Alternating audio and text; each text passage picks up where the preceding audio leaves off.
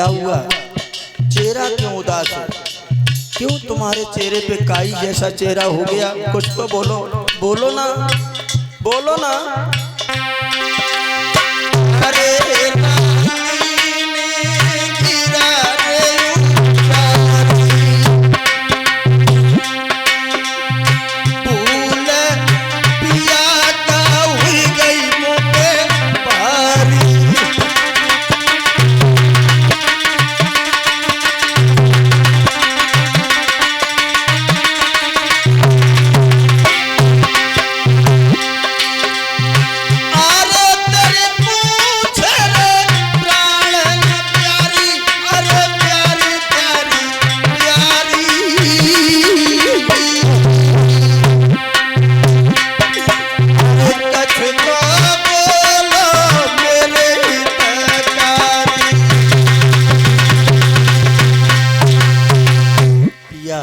क्या हो गया?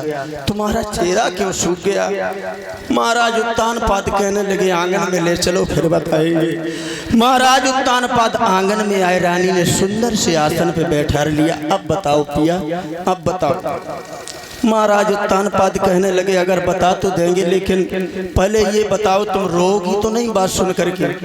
सुनीति कहने लगी पिया हम क्यों रोएंगे, तुम बताओ ना, तुम बताओ। महाराज उत्तानपाद कहने लगे रानी एक बहुत बड़ी चिंता खाई जा रही है। बोले क्या? बोले राज्य में तो मैं लगा रहता हूँ, लेकिन जब अकेला बैठा होता हूँ तो एक चिंता बहुत खाई जा रही है। बोले क्या? बोले घर के आंगन में किसी पुत्र ने जन्म नहीं लिया। ऐसे जिंदगी हमारी कब तक चलेगी? मेरे राज्य का अधिकारी भी नहीं कोई है। जो इतनी बात सुनी, सुनीति वहां से उठी और अपने घुटुओं में मुड़ देख करके मैया फट पकड़ के रोने लगी। पिया यही तो चिंता हमें खाए जा रही थी, और वही बात आज तुमने हमसे कह दी। महाराज उत्तानपाद उठे, कहने लगे रानी मैंने पहले ही तुमसे कहा था कि रोना नहीं, और तुम हमसे पहले रोने लगी। सुनीति कहने लगी पिया रोने वाली बात नहीं है, ये बात तुम अपने दिल में छुपाए थे, लेकिन हमने कभी कहा नहीं। अगर हमने तुमसे कहती तो आपका दिल उदास हो जाता, और पत्नी का कर्तव्य कभी अपने पति को दुखी न देखे, हमेशा सुखी देखे। और अगर तुमने ये बात की इसीलिए हमको भी रोना आ गया। पिया अब हम तुम्हें बता रहे हैं कि अगर तुमने हमसे कही तो मेरी भी बात सुनो। पिया भूलिए वो सुनीति पिया कि इतने संतान भई दुनिया सब हंसी उड़ाती है। मेरे पिया निवल कहलाई रहे हो जाता सी बांझ कहाती है।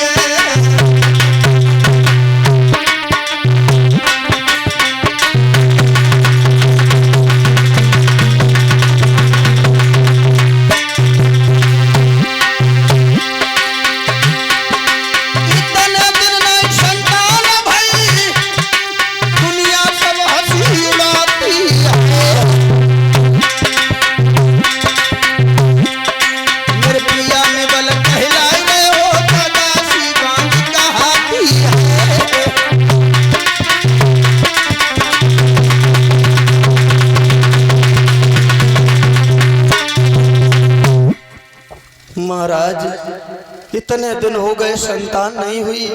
गली से जब कभी मैं झांक करके देखती हूँ अटा से, तो गली में सामने जो भी हमारे साथ के पड़ोसी रहते हैं, हमारी प्रजा की जो स्त्रियां हैं, वो जैसे ही हमें देखती हैं कहती है रानी नहीं है, ये रानी नहीं है, ये तो बांझ है, इसकी तरफ मत देखो। इसे शादी आज की नहीं हुई है महाराज की, आज कम से कम 10-15 सालें हो गई, लेकिन इसके गर्भ से किसी ने बच्चे ने जन्म नहीं लिया। अगर इसे देख लोगे तो पूरा दिन खराब हो जाएगा।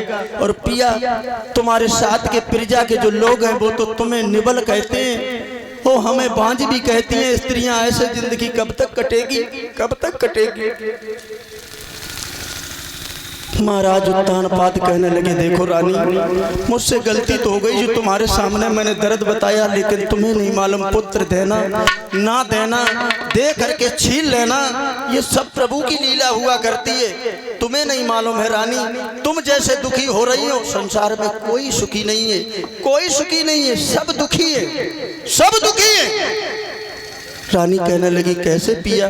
तो बोले हैं महाराज उत्तानपाद, रानी तुम्हें नहीं मालूम कि दीन कहे धनवान सुखी और धनवान कहे सुख राजा कुंवारी।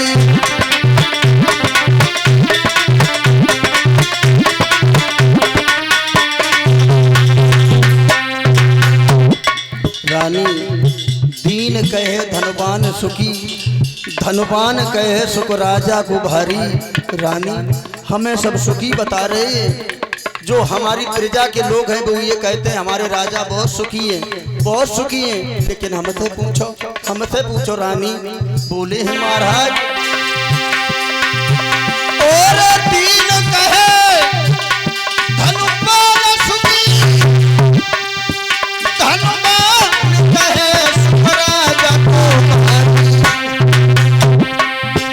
अरे राजा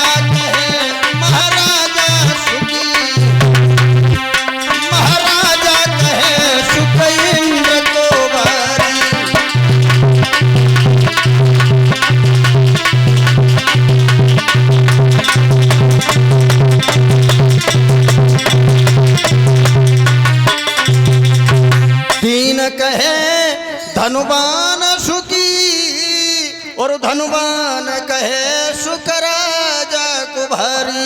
राजा कहे महाराजा सुखी और महाराजा कहे सुख इंद्र को भारी। एक दूसरे के पीछे सब लगे हैं और सोच समझ विद्वान कहे हर भजन बिना हर जीव दुखारी। कोई सुखी नहीं है, सुखी वही है जो भगवान की भक्ति करता है। रानी रो नहीं, तुम रो नहीं। रानी कहने लगी, पिया हम आज से नहीं रोएंगे, लेकिन तुम भी कभी उदास मत होना, कभी नहीं उदास होना। महाराज उत्तानपाद कहने लगे, उदास की तो ऐसी बात है जब दिल में कोई दर्द उठता है तो आंखों में आंसू आ ही जाते हैं। रानी कहने लगी, पिया इतनी हमारे पास दौलत है, कितना बड़ा हमारा राज्य, और इस आंगन में कोई पुत्र नहीं है, तुम तो राज्य में लगे रहते हो और हमारे पास तो कोई दासी भी नहीं खड़ी होती है, हम कैसे जिंदगी काटें? एक पुत्र हो जाता तो हमारी जिंदगी कट जाती। प्रीतम तुम्हें नहीं मालूम, बोली है वो रानी, प्रीतम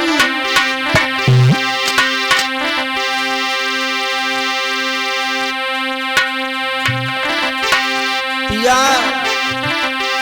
अरे जयला कबारे ओई घर में मोती।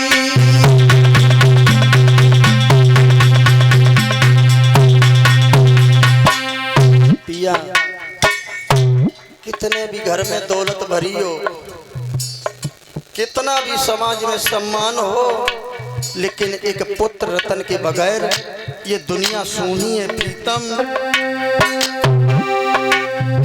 अरे